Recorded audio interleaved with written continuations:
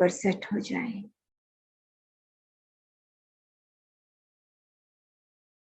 अपने अकाल तख्त पे स्थित हो जाए।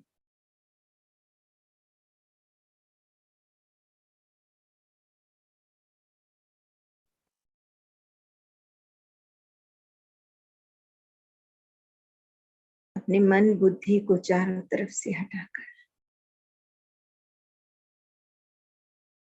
लौट आए अपने आप में।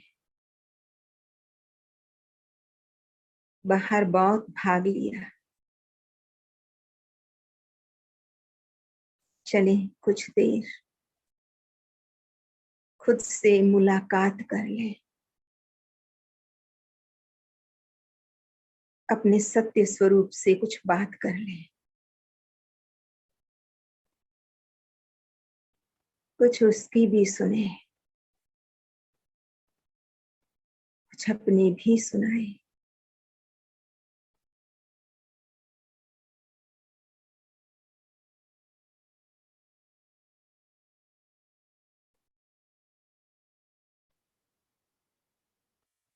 इस देह में ऐसे बैठे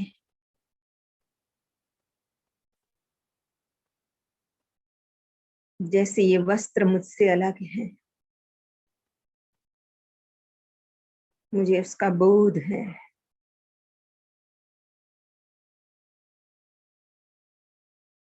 उसकी भिन्नता का बोध है। ठीक वैसे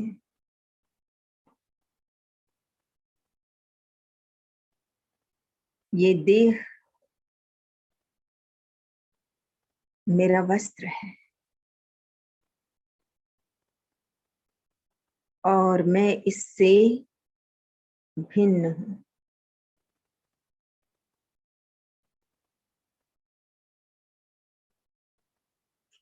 मैं इस देह को चलाने वाली शक्ति हूं।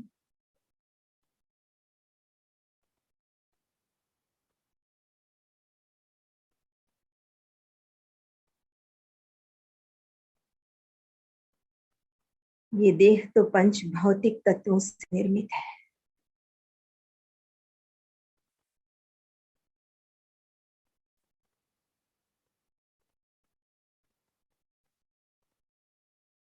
आंखों से देखने वाली शक्ति मैं हूं।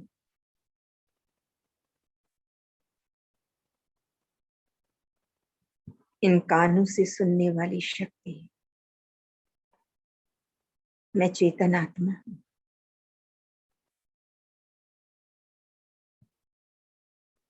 मुख द्वारा बोलने वाली, कर्मेंद्रियों द्वारा कर्म करने वाली मैं ही तो हूं।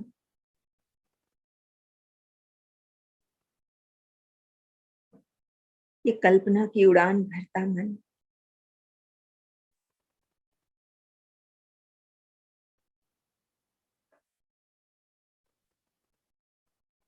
मेरा है।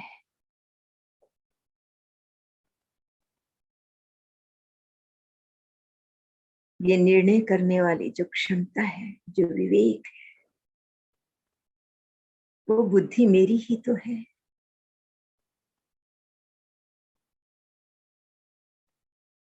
और संस्कार रूप में जो मैंने इम्प्रेशंस लिए हैं, वो मेरा स्वभाव संस्कार बन गया है।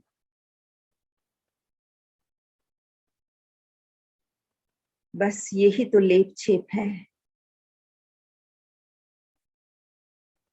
जो नहीं स्वीकार करना था, नहीं सीखना था। वो संग के प्रभाव से मैं सीख गया हूं। अब उसी से तो असंग होना है। कौन करेगा असंग? कैसे होंगे असंग?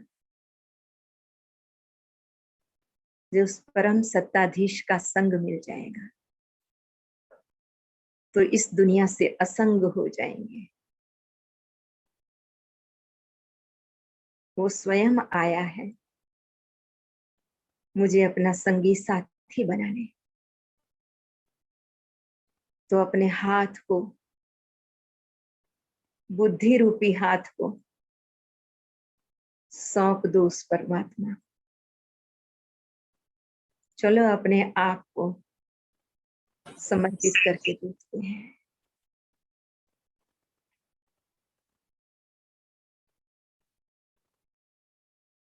भोले मन से एक बच्चे की भांति चलो उसके श्रीमत की अंगुली पकड़कर चलते हैं।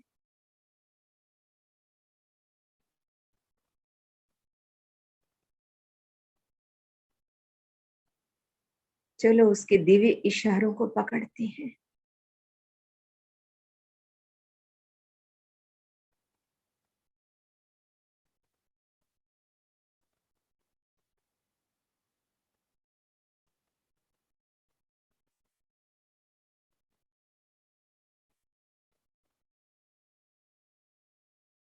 हो जाएं अपने ही साक्षी, अपने ही दृष्टा।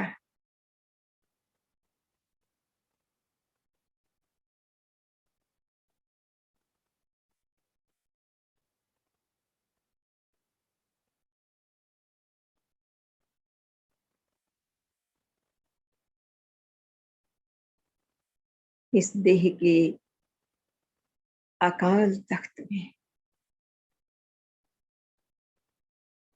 उस परम पिता परमात्मा का जो प्रतिनिधि है, मेरा सत्य स्वरूप है, जो उस आत्म ज्योति में स्थित हो जाए। पूरे शरीर को एक प्रभा मंडल में क्षित देखें,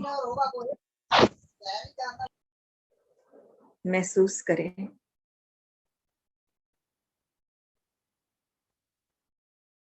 कि ये पूरी देह एक प्रकाश के कार्य में है।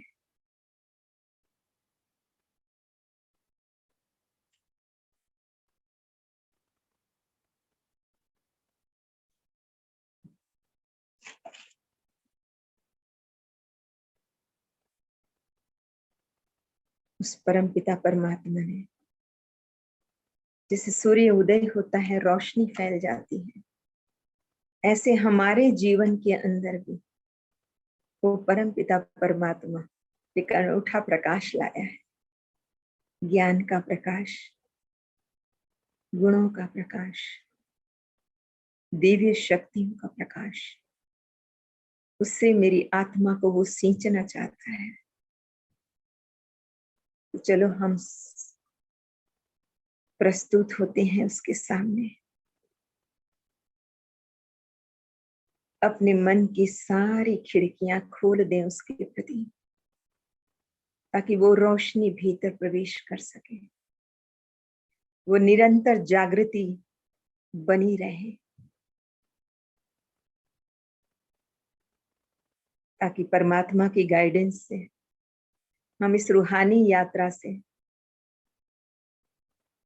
उस मंजिल तक पहुंच पाए जो हमारा सत्य स्वरूप है, जो फाइनल स्टेज है, जो अंतिम लक्ष्य है।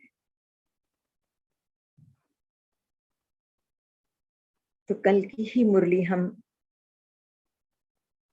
आगे बढ़ाएंगे। कल परमात्मा ने हमें अंतवाहक शरीर जो है उसके बारे में बताया कि अंतवाहक शरीर होता क्या है। ये अंतिम कर्मातीत स्टेज है और बड़ी स्पीड वाली स्टेज है। तो जैसी स्थिति होगी वैसी ही सेवा होगी। उस स्टेज को बनाने के लिए बाबा ने कहा था, हमेशा अपना स्टेटस भी याद रखो और अपनी स्टेज भी याद रखो। तो आज टीचर से बाबा ने बात की है। बाबा ने टीचर से मुलाकात करते हुए कहा है, इस ग्रुप को कौन सा ग्रुप कहेंगे?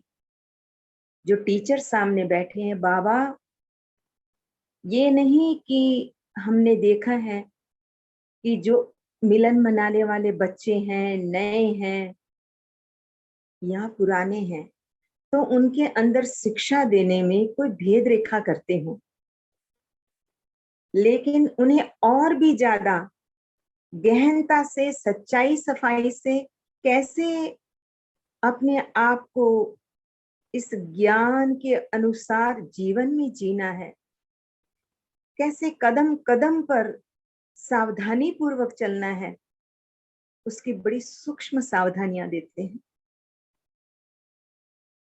तो यहाँ आज टीचर के साथ मुलाकात करते हुए बाबा ने कहा कि इस ग्रुप को कौन सा ग्रुप कहेंगे? तो किसी बच्चे ने कहा कि स्पीकर्स ग्रुप। स्पीकर्स अर्थात जो स्पीच करने वाले होते हैं। बहनें स्पीच करती है ना, तो बाबा ने कहा कि क्या अपने आप को चेक करो। बाबा कैसे चेकिंग कराते हैं उसे आप देखो, और उसी के अकॉर्डिंग क्या करना है, हमने भी अपनी अब चेकिंग करनी है कि हम बाद में आए हैं। तो बाबा ने कही last so fast, fast so first. तो अब कैसे होगा? जब निरंतर अपनी चेकिंग करेंगी, अपनी स्पीड को बढ़ाने के लिए हमेशा अपनी दृष्टि की चेकिंग, अपनी वृत्ति की चेकिंग, क्योंकि बाबा ने कहा जैसी वृत्ति होगी ना, वो वृत्ति ही आपकी दृष्टि से दिखाई देती है और वो सेवा करेगी। तो आप देखते हैं वैसे भी दुनिया के अंदर भी अब हम लोग ज्ञान में है, तो बाबा ने हमें परखने की अलग शक्ति दी है। तो पहले हमारे अंदर वो परखने की शक्ति इतनी नहीं थी ज्ञान में आने से पहले, लेकिन बाबा कैसे ज्ञान के माध्यम से, जब आप योग करते हो, ध्यान में बैठते हो, याद में बैठते हो बाबा की, तो अंदर में एक शक्ति डेवलप हो जाती है, अपने आप अंदर समझ आने लग जाती है कि कोई व्यक्ति कहाँ से बोल रहा है, कैसे बोल रहा है, इसका इंटेंशन क्या है, इसकी कौन सी स्टेज से ये बोल रहा है, और अंदर बाहर इसके शब्द क्या है, भीतर इसकी चाहना क्या है। वो हम दिखा नहीं सकते, लेकिन अंदर ही अंदर वो समझ जरूर आ जाती है। और बहनों को तो वैसे ही परमात्मा की तरफ से एक इंट्यूशन पावर विशेष रूप से मिली हुई है। तो ज्ञान में आने के पश्चात वो और ज्यादा रिफाइन हो जाती है, इतनी रिफाइन हो जाती है कि जो बाबा है उसके मैसेज की भी टचिंग होती है। फिर आप भगवान के जो वाइब्रेशंस हैं, जो मैसेज हैं, वो भी आप कैच करने लग जाते हैं। तो वो कब होता है? बाबा ने कहा स्पीच के साथ साथ स्पीड भी है, ये खाली स्पीच ही है। क्योंकि अगर स्पीच के साथ साथ अगर पुरुषार्थ की स्पीड भी है, देखो कितना है। भी खाली स्पीच नहीं देनी है, खाली स्पीच की तैयारी नहीं करनी है, लेकिन खुद के स्वरूप की भी तैयारी करनी है। ऐसा नहीं है कि ज्ञान बोल के आ जाना है, लेकिन ज्ञान का स्वरूप, ज्ञान मेरे भीतर चलता रहे निरंतर, और उसके अनुसार मेरे कदम चलते रहे। जो भी मैं कर्म करूं वो परमात्मा की श्रीमत के अंतर्गत ही हो, ये मेरी चेकिंग हो। तो बाबा ने कहा कि अगर पुरुषार्थ की स्पीड भी है तो क्या होगा? क्यों बाबा कहते हैं कि स्पीच के साथ स्पीड भी होनी चाहिए, पुरुषार्थ की स्पीड, स्वरूप में धारण करने की स्पीड। क्योंकि स्पीच करने वाले के प्रभाव से विश्व का कल्याण हो सकता है। अगर स्पीड अर्थात पुरुषार्थ के बिना, धारणा के बिना स्पीच है, तो फिर विश्व का कल्याण मुश्किल हो जाता है। तो इसलिए बाबा ने कहा ये कौन सा ग्रुप बैठा है। आपने देखा हो कई बार ऐसा होता है कि क्लास तो चल रही है, लेकिन बाबा कई बार क्या करता है कि सामने वाली आत्मा को वो ऐसा कोई एक शब्द टच करवा देता है कि उसका जीवन परिवर्तित हो जाता है। तो ऐसे कहें कि ये स्पीच और स्पीड में चलने वाले ग्रुप हैं।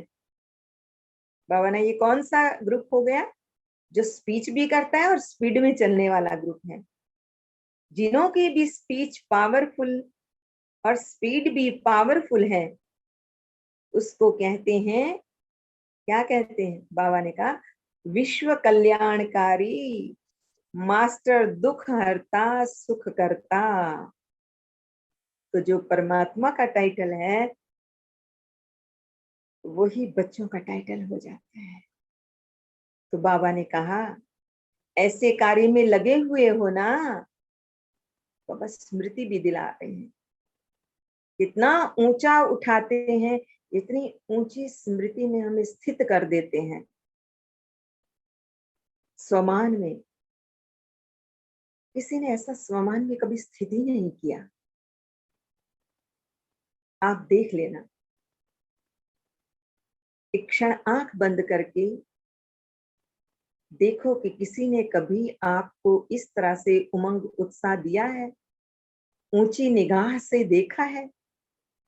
कभी किसी ने महान कर्तव्य और उद्देश्य के लिए आपको प्रेरित किया है? अगर किया है तो अहो भाग्य। अदरवाइज देखो, कभी किसी ने ये तो नहीं कहा होगा कि विश्व कल्याणकारी, मास्टर दुख हरता सुख करता। जो दुख हरता सुख करता होता है तो उसकी स्टेज कैसी होती है? फिर अपने को चेक करेंगे अब हम। वो स्वयं इस दुनिया की लहर से भी परे होगा और उन्हों की स्पीच भी दुख की लहर से परे ले जाने वाली होगी। साक्षी होगा ना वो। ये नहीं कि दूसरा दुखी है तो वो भी साथ में, किसी ने दुख की बात कही तो अपने दुखों का पिटारा खोल के बैठ गए और वहां पर उनको वो बातें सुनाने लग गए। बाबा ने कहा कौन सी स्टेज पे? दुख हरता सुख करता की जो स्टेज है उस पे होंगे। और उनकी जो स्पीच होगी वो कैसी होगी? दूसरों को भी दुख से दूर कर देने वाली होगी। थोड़ी देर के लिए वो शांत हो जाएंगे। तो ये हम सबका अनुभव है कि कहीं किसी के यहाँ कोई एक्सीडेंट हो जाए, यंग व्यक्ति की डेथ हो जाए, वहां जाकर आप बैठ जाओ, थोड़ी देर आप वहां वाइब्रेशन दो शांति के, और जरा सा बोलो आप, तो उनका जो रोना है वो बंद हो जाता है, आपको सुनने लगते हैं। तो बाबा कहते हैं वो दुनिया की दुख की लहर से परे होगा, उन्हों की स्पीच भी दुख की लहर से परे ले जाने वाली होगी। तो बाबा ने कहा क्या आप सभी जो स्पीच करने वाले हैं ऐसी स्टेज पर ठहर कर स्पीच करते हो? स्पीच तो स्टेज पर ठहर कर की जाती है ना। एक है स्थूल स्टेज और एक है स्टेज यहाँ पर जो है वो आपकी मनस्थिति की स्टेज। तो बाबा कहते हैं किस स्टेज पर ठहर कर स्पीच करते हो? क्या जो बाहर की बनी हुई स्टेज होती है उस पर? अगर उस पर खड़े होंगे तो दुनिया दिखाई देगी, वो स्टेज दिखाई देगी। बाबा कहते कौन सी स्टेज है? क्योंकि यहाँ तो हर चीज कैसी है? अलौकिक है। शब्द है निशब्द करने के लिए, व्यक्त में वाणी है अव्यक्त स्टेज पर ले जाने के लिए। बातें ऐसी है जो उस पार ले जाने वाली, जो देह और देह की दुनिया से उस पार ले जाए। तो बाबा कहते हैं बाहर की बनी हुई स्टेज होती है, उस पर स्पीकर को जिस समय कोई स्थूल स्टेज पर जाना होता है तो पहले क्या करते हैं? अपनी स्थिति की स्टेज तैयार है या नहीं है, ये वो चेक करता है। जो दूसरों को भी अनुभूति कराना चाहता है, दुख की लहर से दूर ले जाना चाहता है, तो उसकी स्थिति क्या होती है, ये बाबा ने चेक करने के लिए कहा है। और एक तरह से होमवर्क भी दिया है कि जब आप स्पीच करने के लिए जाते हो तो कैसे चेक करना है अपनी स्थिति को,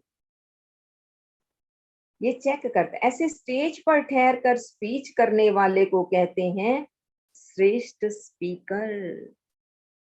जो स्थूल स्टेज पर भी खड़ा है लेकिन सूक्ष्म में अपने स्वमान की स्टेज पर, अपने नॉलेजफुल की स्टेज पर, अपने दुख हरता सुखकर्ता की स्टेज पर, अपने विश्व कल्याण की स्टेज पर, अर्थात उस स्मृति को सामने रखकर, सामने आत्माएं बैठी हैं, मैं परमात्मा का मैसेंजर इन्हें मैसेज दे रहा हूं, उस स्मृति के साथ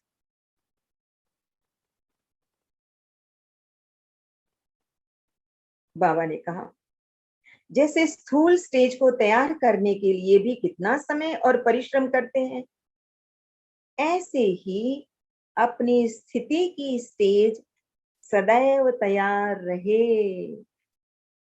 जैसे वो स्थूल को श्रृंगार करने में, स्टेज को बनाने में मेहनत करते हैं, ऐसे आपने अपनी भीतर की स्टेज को, अपने स्वमान की स्टेज को तैयार करने के लिए भी मेहनत करनी चाहिए।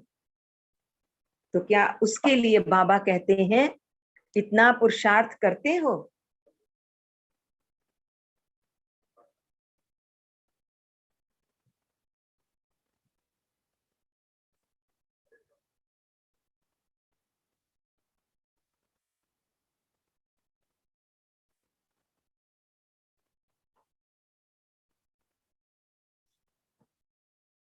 ऐसी पावरफुल स्टेज पर ठहर स्पीच करने वाले को यहाँ आबू में यादगार है, जिनकी स्टेज है, फिर उसी के चरित्रों की कहानी होती है, उन्हीं की तो यादगार होती है। तो बाबा कहते हैं कि कौन सा यादगार है माउंट आबू में? किसी ने बताया कि दिलवाड़ा मंदिर। दिलवाड़ा तो याद की यात्रा का यादगार है, क्योंकि नीचे तपस्वी बैठे हुए हैं। इनमें से जिन्होंने देखा होगा दिलवाड़ा मंदिर या उसके बारे में सुना होगा, तो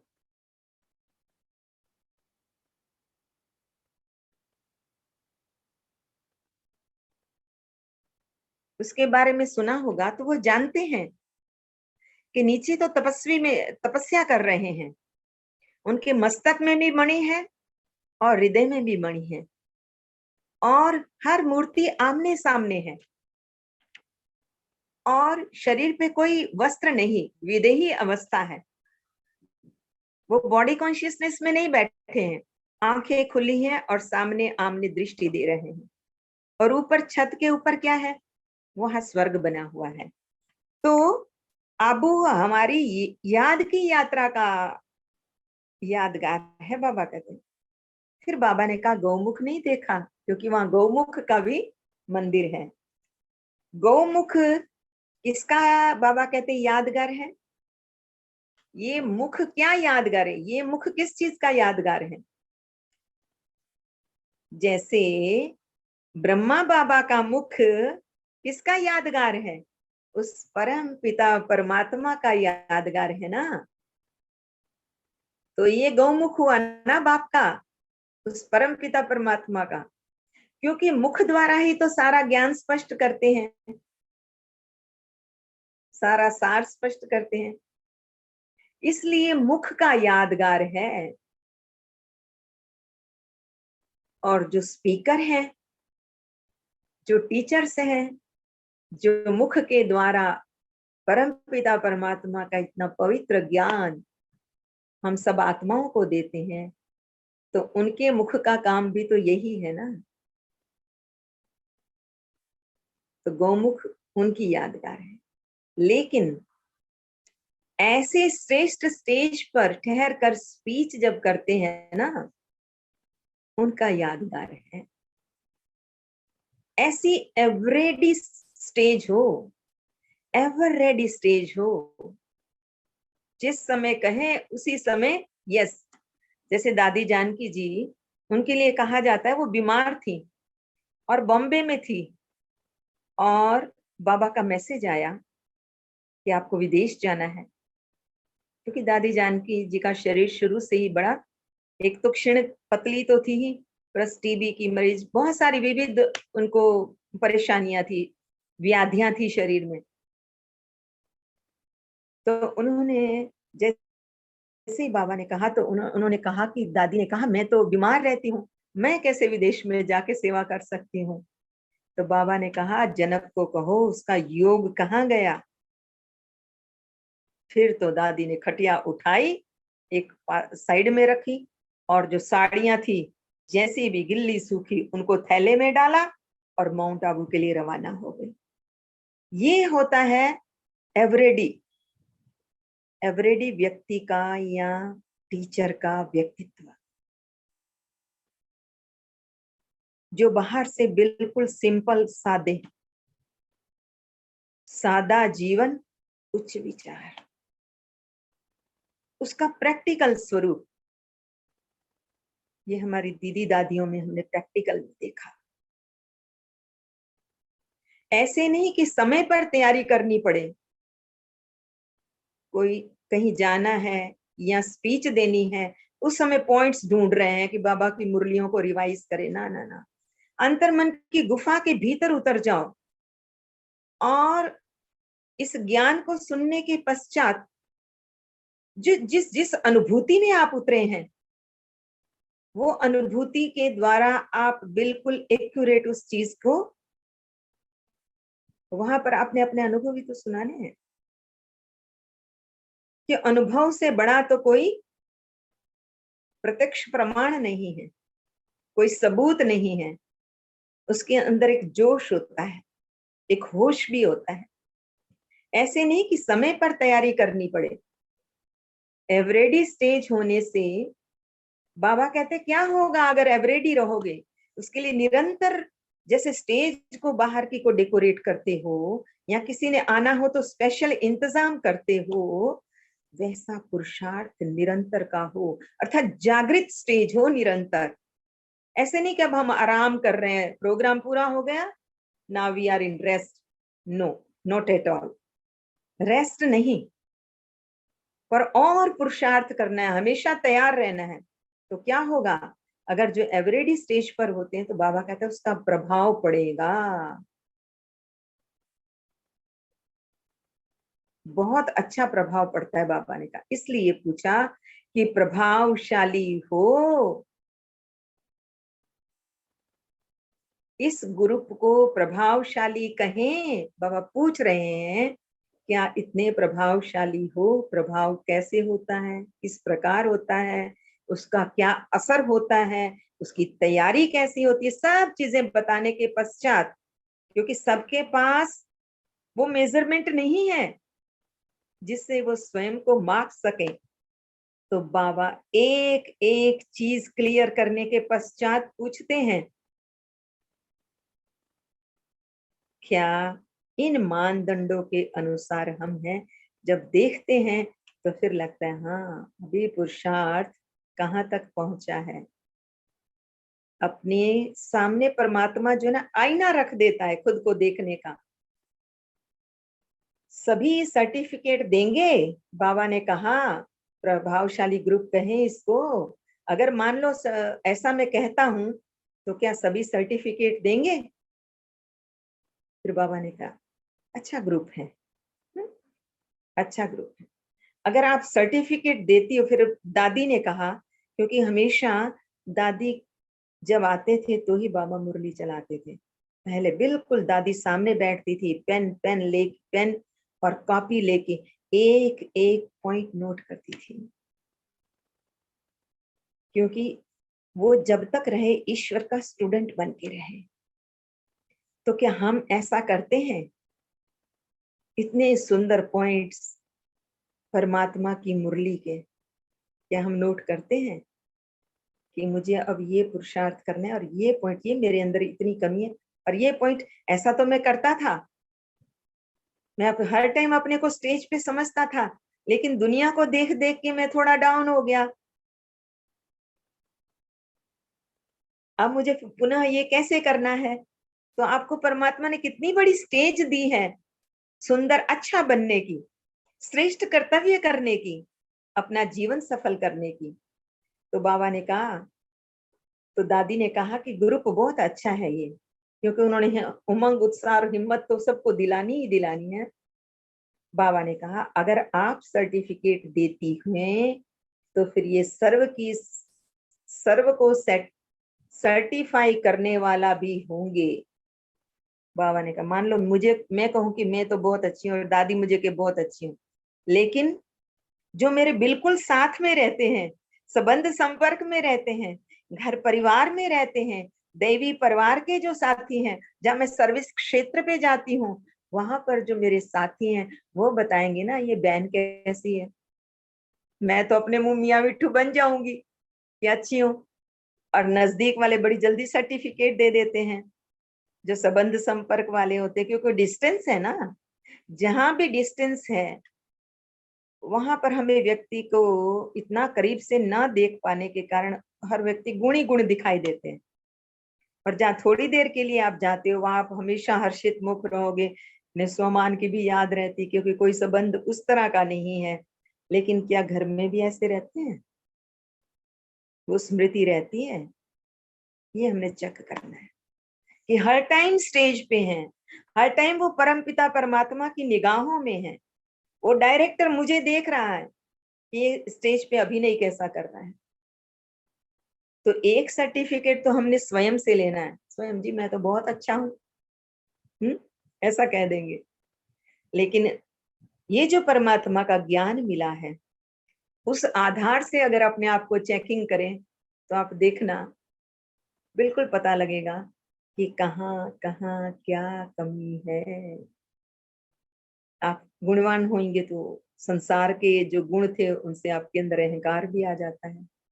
आपके पिता की बड़ी पोस्ट हो, आपके हस्बैंड की बड़ी पोस्ट हो, आपके बच्चा जो है पढ़ने में होशियार हो, पता नहीं क्या क्या जो है संसार के अंदर जो सूक्ष्म अहंकार को पनपने देती है। तो बाबा ने कहा एक तो खुद से सर्टिफिकेट लेना है, एक परिवार से लेना है, परमपिता परमात्मा से लेना है, दैवी परिवार से और संबंध संपर्क में जो आते हैं उनसे भी लेना है। तो सबसे मुश्किल क्या है? जहां आप रह रहे हैं बहुत क्लोज जो आपके साथ हैं, उनसे सर्टिफिकेट लेना ही मुश्किल है, क्योंकि वो वहां पर आपके स्वभाव संस्कार की सूक्ष्म चेकिंग हर समय हो रही है। तो बाबा ने कहा संतुष्ट मणिया तो हो ना, इसमें हाँ करते हो। बाबा कहते संतुष्ट मणिया तो हो ना, हाँ करते हो। अगर अगर खुद संतुष्ट मणिया है तो औरों को भी संतुष्ट करेंगे। टीचर्स का पेपर होता है कैसे? बाबा ने कहा जो टीचर है ये नहीं कि उनके पेपर नहीं होते हैं। अगर स्टूडेंट्स के पेपर होते हैं, वो दुनिया में स्टूडेंट के पेपर होते हैं, लेकिन यहाँ तो जो टीचर है उसके भी पेपर होते हैं। कैसे? बाबा ने कहा, बाबा ने कहा कैसा पेपर है? तो किसी ने बताया कि हमारा पेपर सूक्ष्म वतन से आता है। टीचर का पेपर तो कदम कदम पर होता है। जो भी कदम उठाते हो ऐसा समझ कर उठाना चाहिए कि पेपर हॉल में बैठकर कदम उठाती हूँ, क्योंकि स्पीकर अर्थात स्टेज पर बैठे हैं। तो जो सामने स्टेज पर होता है क्या होता है? उसके ऊपर तो सबकी नजर होती है ना। तो बाबा कहते हैं अनेक आत्माओं की निगाह आप लोगों के कदम पर है, तो आपको कदम कदम पर कैसे अटेंशन दे के कदम उठाना है वो बाबा सावधानी देते हैं। अगर एक कदम भी ढीला और कुछ ऊपर नीचे उठता है तो अनेक आप लोगों को फॉलो करेंगे। इसलिए टीचर्स को भी कदम जो भी उठाना है ऐसे सोचकर उठाना है जो मैं करूंगा मुझे देख उससे, और अगर वो कर्म सही नहीं है तो दोषी मैं हूंगा, क्योंकि ताजधारी बने हो ना। बाबा ने तिलक, ताज और तख्त, लेकिन ताज बाबा कहते हैं कौन सा ताज दिया है आपको? जिम्मेवारी का ताज। तो जितनी बड़े जिम्मेदारी होती है उतना बड़ा ताज। तो जो बड़ा जिम्मेवारी मिली हुई है, तो अपने को ऐसे निमित्त बनी हुई समझकर फिर कदम उठाओ। इतनी बड़ी रिस्पॉन्सिबिलिटी है मेरे पर। मेरे देखना जो है उसको भी कोई फॉलो कर रहा है, देख रहा है। मेरा चाल चलन, आचार विचार व्यवहार, वही मेरा जो चरित्र है, उस उसी का भविष्य में चित्र बनना है। तो उस चरित्र के अंदर दिव्य गुणों का इत्र होना चाहिए, ज्ञान का इत्र होना चाहिए, और उसकी खुशबू जहां जाऊं वहां फैलना चाहिए। इसकी सावधानी रखनी है। अभी अलबेलापन नहीं करना है। आलस प्रमाद अलबेलापन नहीं चलेगा। ताज व तख्तधारी बनने के बाद अलबेलापन समाप्त हो जाता है। ये जिम्मेदारी ली है ना। अगर जिम्मेदारी लेते हैं तो उसके पश्चात आलस नहीं चलेगा ना।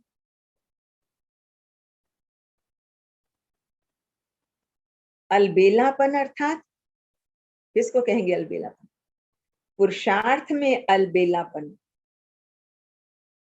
इस ग्रुप को सदैव ये समझना चाहिए कि जो भी कदम वह कर्म होता है, वह हर कर्म विश्व के लिए एक एग्जाम्पल बनकर रहे। मेरा ऐसा कदम हो जो एग्जाम्पल बन जाए। क्यों? बाबा ने क्यों कहा? क्योंकि आप लोगों के इन कर्मों की कहानियों के रूप में यादगार बनेगा।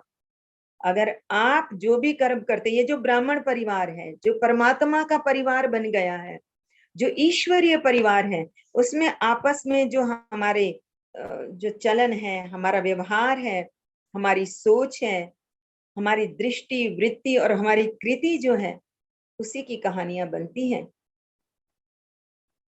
फिर बाद में उसके पीछे देवता नाम लगा दिया, वो अलग बात है। ये चरित्र गायन योग्य बनेंगे, बाबा ने कहा। महिमा भी होती है ना देवी देवताओं। इतने जिम्मेदारी समझ के चलते हो। ये इस जिम्मेवार ग्रुप की विशेषता है। जो जितना जिम्मेवार उतना हल्का भी रहेगा। ये नहीं कि भारी हो जाए, उतना ही कैसे होना है? लाइट, एकदम से लाइट। लाइट, डबल लाइट बाबा ने कहा।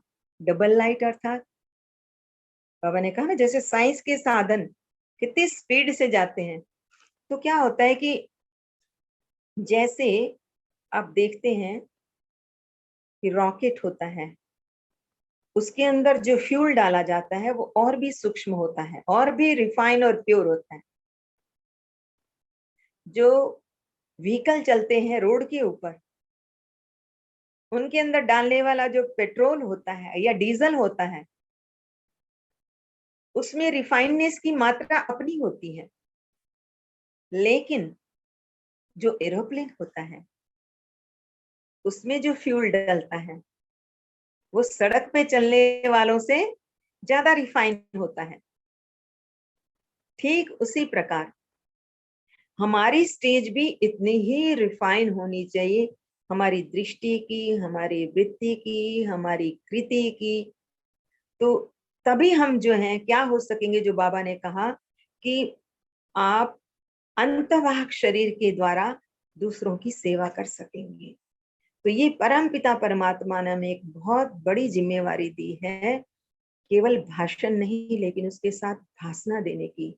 तो हमको कितना पुरुषार्थ करना चाहिए, कितनी मेहनत करनी चाहिए अपने आप के साथ, खुद के साथ। तो हर समय क्या करना है? एक साक्षी भाव के साथ खुद को भी अलग होके देखना है। अपने ही कर्मों को खुद ही देखना अलग होकर, फॉर एग्जाम्पल, मान लो आपको समझ आ गई है कि भोजन की मात्रा जो है इस शरीर के निर्वाह अर्थ चाहिए, और आपको कोई चीज बहुत टेस्टी लगती है, स्वादिष्ट लगती है, और वो आपके सामने बहुत दिनों के बाद आई है, तो आप क्या करेंगे उस समय? क्या वो साक्षी बोध, जो विटनेस हो के अपनी एक्टिविटी को देखना, ये स्मृति में आता है? उसको स्मृति में लाना है। खुद से ही प्रश्न पूछना है, क्या, क्योंकि आपने थोड़ा ले लिया, उसके बाद फिर और पुनः लेने की अगर इच्छा है, तो क्या ये मैं स्वाद के लिए खा रहा हूं, खा रही हूं, या मेरे इस शरीर की आवश्यकता के लिए मैं खा रही हूं? अगर तो जवाब आ रहा है नहीं, इसकी नीड है, भाई पहले भी तो खा लिया। नहीं नहीं, मुझे ये टेस्टी लग रहा है ना, इसलिए मैं और खाना चाह रही हूँ। जबकि मुझे समझ है ये स्वाद केवल यहां तक है, जैसे ही ये गले के नीचे गया, स्वाद नहीं रहना है। ये तो यहां तक ही है स्वाद की इंद्रियां। तो उस समय अपने आप को कंट्रोल कर लेना कि नहीं, ये वाला भाव जो है, हमने ऐसे एक्सपेरिमेंट किए हैं इसलिए आपको बता रहे हैं। उस समय जागृति के साथ, समझ के साथ, ये भी ना हो कि आपका मन ऐसे ऐसे होता रहे अंदर से ना। जब समझ के साथ उसको त्याग करेंगे, उसको वो त्याग नहीं करना पड़ेगा, अपने आप छोड़ देंगे या छूट जाएगा। तो एक तो साक्षी भाव जो है वो निरंतर याद रहे, और अपना ही इंट्रोस्पेक्शन, हर समय अपना इंट्रोस्पेक्शन, अपने इंस्पेक्टर बनकर अपना इंट्रोस्पेक्शन करते रहे। तो उसमें दो स्थितियां रखनी पड़ेंगी। एक तो बाहर से साक्षी होके जैसे देखते हैं, ऐसे भीतर जो चल रहा है उसको भी अलग होकर देखना पड़ेगा। जैसे एक माँ बच्चे को देखती है, बच्चा तो उसका अपना है, लेकिन उसकी ईच एंड एवरी एक्टिविटीज के ऊपर उसका ध्यान होता है, डूज एंड डोंट्स उसको बताती रहती है। ऐसे ही अपने भीतर की जो है वृत्ति जो है, जैसे आंख है, इसका विषय रूप है, अब इसको कैसे वो किया जाए? चलो एक एक्सपेरिमेंट करते हैं, जो मैं बच्चों को स्कूल में कराया करती थी, तो आपको भी कराते हैं। कि जैसे मुझे अपनी दृष्टि जो है उसको अपने पास रखना है। ऐसे मैंने देखना है कि ये जितने भी आकार या प्रकार हैं उसकी इम्प्रेशन मेरे भीतर न जाए। होता क्या है, जब हम दृष्टि से किसी चीज को देखते हैं, तो एक तो होता है सरसरी निगाह से देखना, लेकिन ये बहुत कम होता है। हम बड़े गौर से चीज को देखते हैं। तो क्या होता है उसको, जैसे मान लो ये सामने राम की फोटो है, चित्र मेरे सामने सर्वधर्म के पिता की लगी हुई है, मैं राम को देख रही हूँ। एक तो था मैंने पूरा चित्र देखा, दूसरा है कि मैं राम पर केंद्रित हो गई, और राम को देखते देखते मैं राम के आंख, नाक, मुख, कान, और जो ऊपर में मुकुट पहना हुआ, ये सारी चीजों को बड़े गौर से देखने लगी। उसके बाद में और गहराई से उसका जो उसमें अलंकरण किया हुआ है, स्केच किया हुआ है जिस रूप से, उसको देखने लगी। तो क्या हुआ कि मैं वो रूप हो गई, देखना ही मैंने चालू कर दिया दृष्टि को वहां गड़ाकर। दूसरा है, अब क्या है, ये तो चलो मैंने राम की फोटो देखी, लेकिन दुनिया में भी तो ऐसा होता है ना, जहाँ रूप का आकर्षण होता है। वो कैसे होता है? इसी प्रकार से तो होता है कि कोई फिर हमें अच्छा लगने लगता है, क्योंकि ये इसका विषय है ना, रूप। तो क्या है कि अब आपने क्या करना है कि ये चीजें जो हैं मुझे अट्रैक्ट ना करें, उसके लिए एक एक्सपेरिमेंट करते हैं। आप अपनी आंखों के पहले तो अपने आप में लौट आओ। अब देखो तो सामने, लेकिन अपनी ही आंखों के पीछे चले जाओ। जैसे खिड़की के पीछे जाकर हम बाहर के जगत को देखते हैं, ठीक वैसे आप भी अपनी आंखों के पीछे चले जाओ।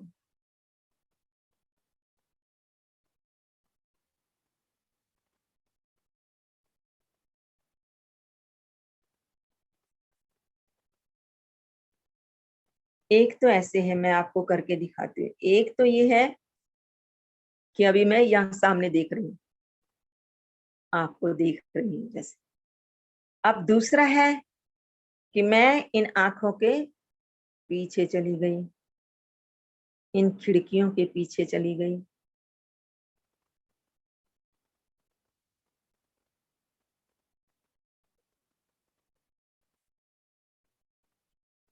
अब यहां स्थित होकर पहले अपने आप को देखो। ये खिड़कियां हैं और खिड़कियों से बाहर मैं जगत को देख रही हूँ।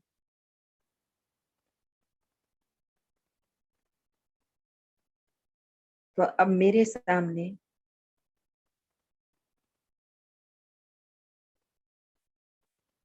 जो दृश्य दिखाई दे रहा है,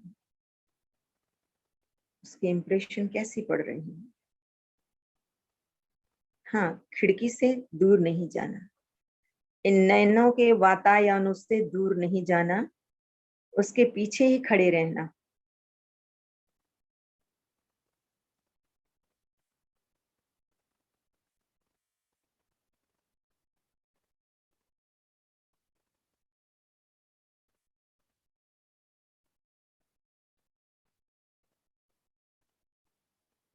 इसके साथ साथ जो आपको अनुभव हो रहा है, उसे भी महसूस करते रहना।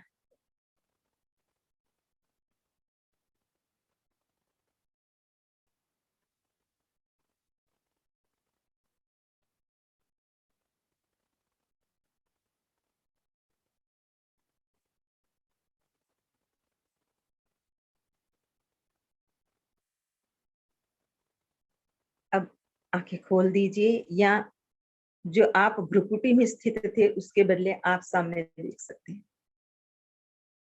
तो आपने महसूस किया होगा, क्योंकि समय है तो मैंने कहा आपको थोड़ा एक्सपेरिमेंट करा दें। तो आप बताइए कि आपको क्या महसूस हुआ?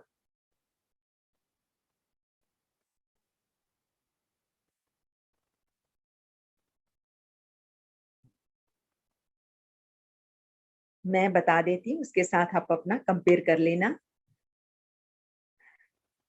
क्योंकि जब आप वैसे देख रहे थे तो एक एक चित्र या एक एक वस्तु स्पष्ट होती है। जो भी आपके घर में जहां पर आप बैठे हैं, वहां की एक एक वस्तु जो दृष्टिगत है, इस आंखों से जो आप देख रहे हैं, वो सब स्पष्ट दिखाई दे रही थी, बड़ी कलरफुल दिखाई दे रही थी।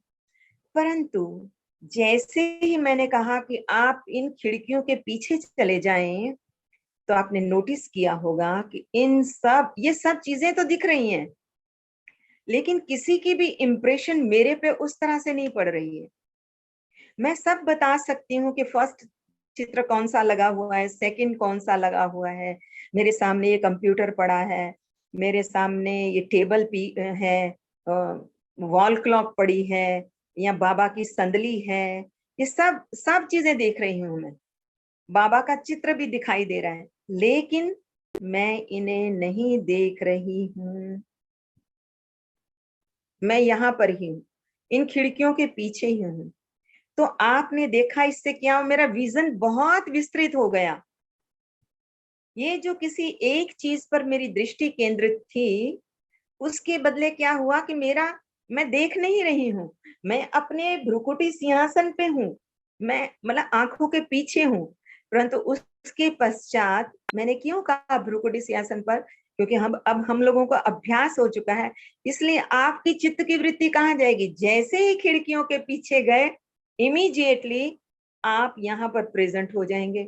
यहाँ की धड़कने, धप धप, यहाँ की हरकत महसूस करने लग जाएंगे। आप महसूस करेंगे कि मैं यहाँ हूं। ये तन हल्का हल्का सा,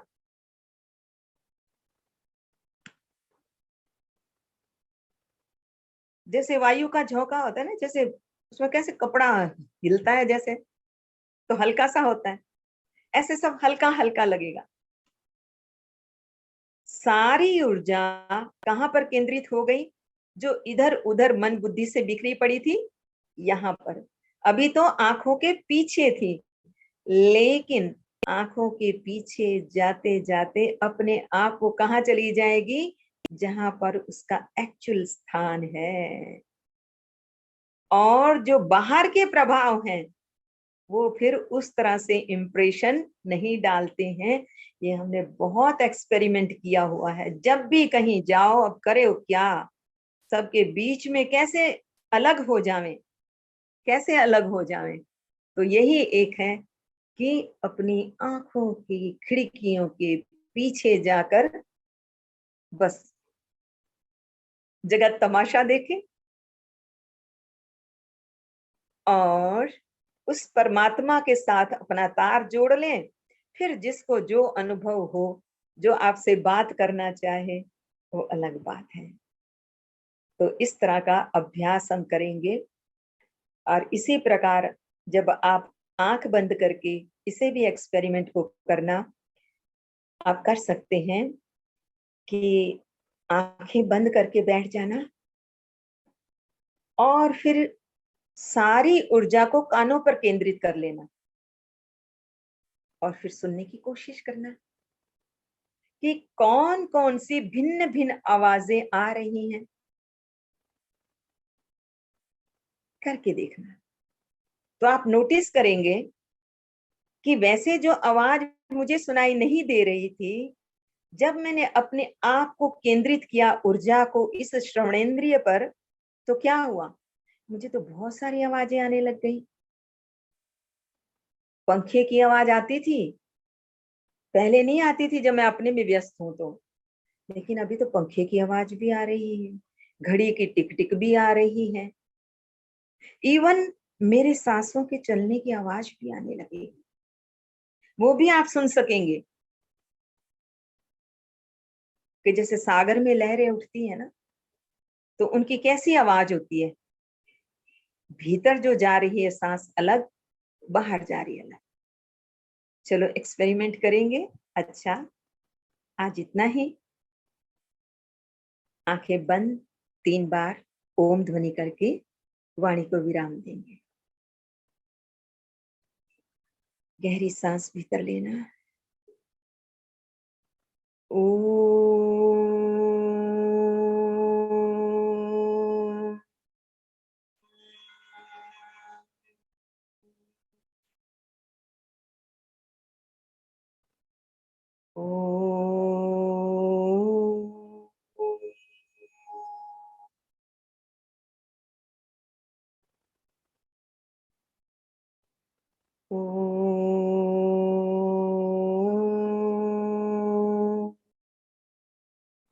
शांति शांति शांति। सभी को ओम शांति। खुश रहो, मौज में रहो और उसकी याद में रहो।